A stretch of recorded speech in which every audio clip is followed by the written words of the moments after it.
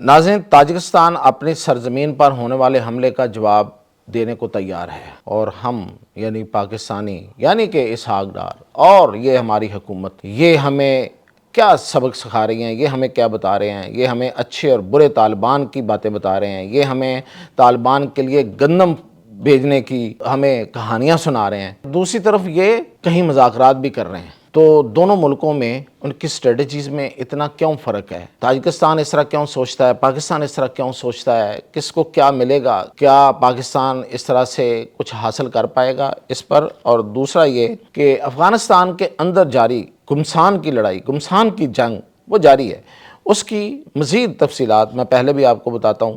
اب آج اس کی مزید تفصیلات آپ کو بتاؤں گا۔ اور پھر یہ کہ پاکستان، ایران اور ترکی نے مل کر کوئی بڑا اہم کام کیا ہے، اس کی تفصیل۔ تو سب سے پہلے تو اسی پہ آتے ہیں کہ پاکستان، ایران اور ترکی نے مل کر ایک مال گاڑی چلانے کا فیصلہ کیا ہے، اور یہ 13 دسمبر سے چل رہی ہے، یعنی کہ یہ پاکستان سے ایران میں اور ایران سے ترکی میں داخل ہوگی، اور یہ ریلوے لائن آلریڈی موجود ہے،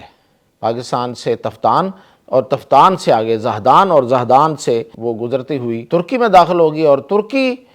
تو ظاہر ہے کہ یورپ کا سنگم ہے اور یورپ کا حصہ بھی ہے، اور وہاں سے پھر پوری دنیا میں جانا تو کوئی مشکل کام نہیں ہے۔ تو یہ ایک نیا تجارتی روٹ بن گیا ہے، اور 13 دسمبر سے، اس سے پہلے اس نے شروع ہونا تھا تو اس وقت اس کو کسی وجہ سے کینسل کر دیا گیا تھا، لیکن اب یہ 13 دسمبر سے شروع ہو رہی ہے، اور یہ بہت بڑی ڈیولپمنٹ ہے اس خطے کی۔ افغانستان اپنے آپ کو اس حوالے سے ناگزیر کہتا تھا، اس کو میرا خیال ہے کہ اب سمجھ آ جائے گی کہ ناگزیر کوئی نہیں ہوتا۔ دوسری خبر یہ ہے کہ قندوز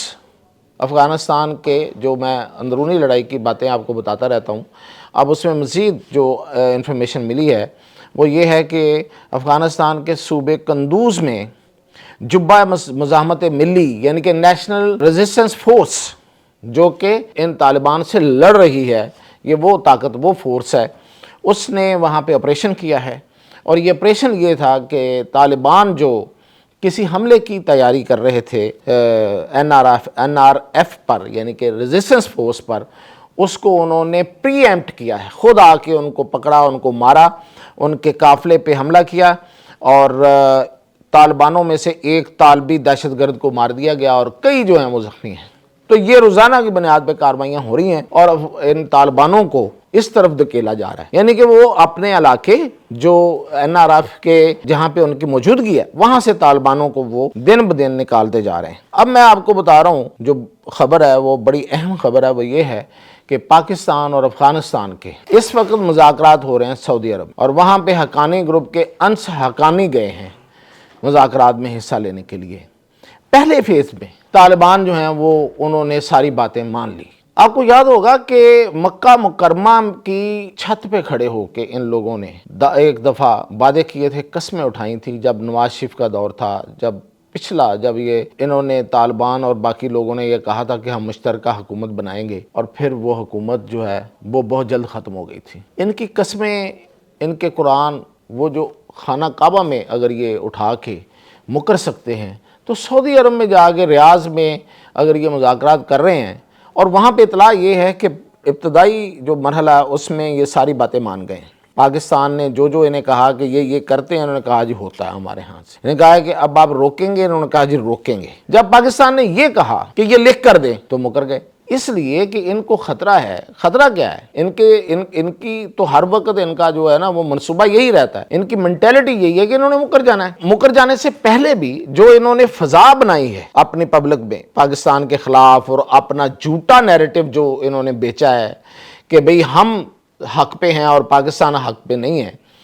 تو اگر یہ لکھ کے دیتے ہیں تو پھر تو لوگ ان کو جوتے ماریں گے۔ یہ ان جوتوں سے بچنے کے لیے لکھ کر نہیں دے رہے، تو مکر تو انہوں نے پھر بھی جانا ہے، یہ لکھ کر بھی دیں تو انہوں نے مکر جانا ہے۔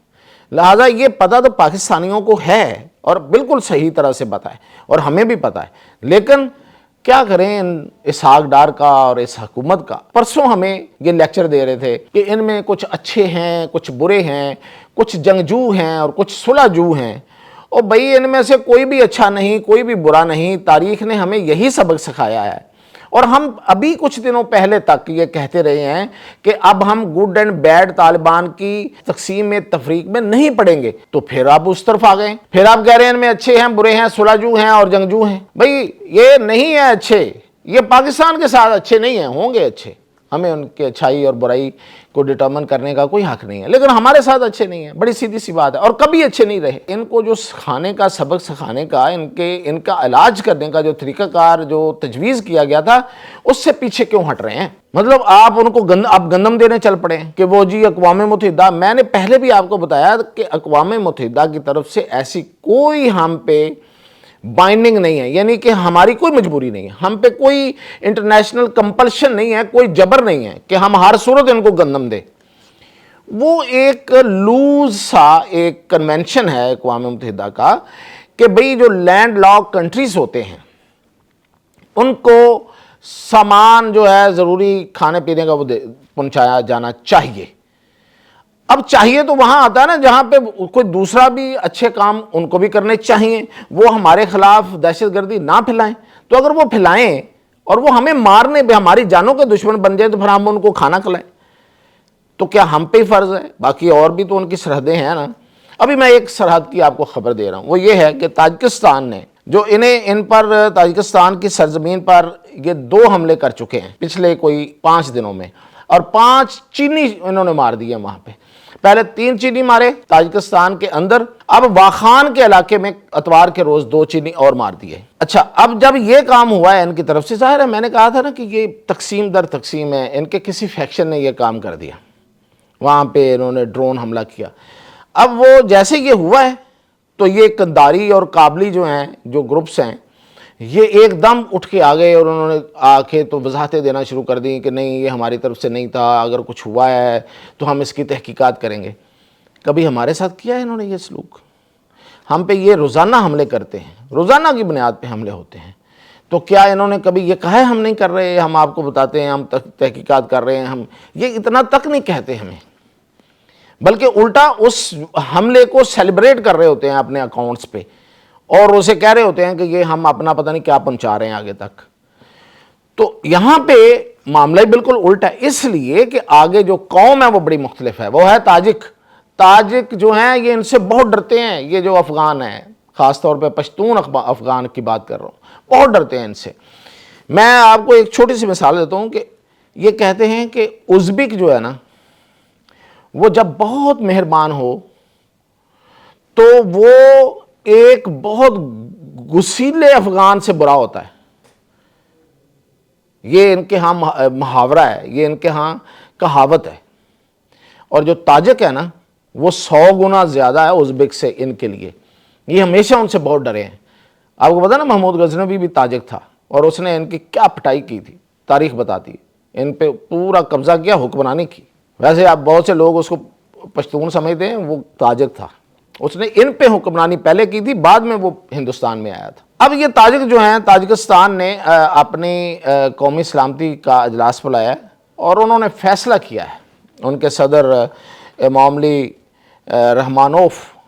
کی صدارت میں یہ اجلاس ہوا ہے، اور انہوں نے فیصلہ کیا ہے کہ ہم اس کا بدلہ لیں گے۔ ہماری سرزمین پر چینی مارے گئے ہیں، چینی ہمارے مہمان تھے، ہم ان سے بدلہ لیں گے۔ اب دیکھیں ان کی سرحد ہے 1340 کلومیٹر افغانستان کے ساتھ، ٹھیک ہے، ہماری سرحد بہت بڑی ہے، ہماری سرحد ہے 2640، یعنی کہ ڈبل ہے۔ بھائی ڈبل ہو یا چھوٹی ہو، کم ہو یا سنگل ہو، دیکھیں پاکستان ہے بھی تو اتنا بڑا نا طاقت کے لحاظ سے، تو انہوں نے فیصلہ کر لیا کہ اب ان کو نہیں چھوڑا جائے گا، ان سے بدلہ لیا جائے گا، اور یہ وہاں پہ بچھے چلے جا رہے ہیں۔ اور وہاں یہ پتہ ہونا چاہیے کہ روس موجود ہے تاجکستان کے اندر، اس کی فوجیں بھی ہیں، اور وہ ان کی سرحدوں کی حفاظت بھی کرتے ہیں، اور تاجک جو ہیں وہ ان سے اتنے ہی تنگ ہیں جتنے ہم ہیں، ہم سے تھوڑا کم تنگ ہیں۔ اس کے باوجود انہوں نے فیصلہ کیا ہے کہ ان کی ٹھکائی کی جائے گی، اب ان کو معاف نہیں کیا جائے گا، اور ہم ہیں کہ ہم لوگوں کو یہ بتا رہے ہیں کہ نہیں ان میں اچھے بھی ہیں، اور پھر ہم سعودی عرب میں مذاکرات بھی کر رہے ہیں۔ تو جو پھر آپ بوئیں گے وہی کاٹیں گے، سیدھی سی بات، اجازت دیجیے۔